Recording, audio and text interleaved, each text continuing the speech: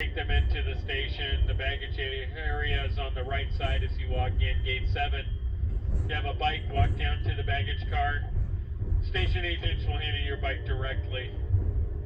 If you're transferring to the Empire Builder 28 going to Chicago, ladies and gentlemen, please make your way into the station and wait for the boarding process of that train.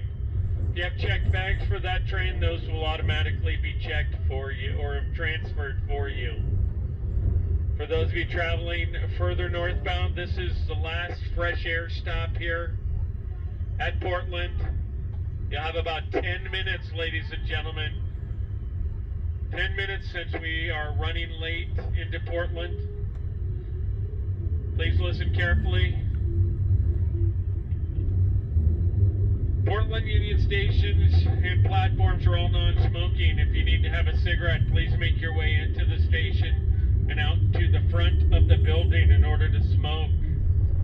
Please take your ticket with you, ladies and gentlemen. They will check them on your way out. Listen for announcements at the station for reboarding the train. You'll have about 10 minutes here, ladies and gentlemen, with our late arrival.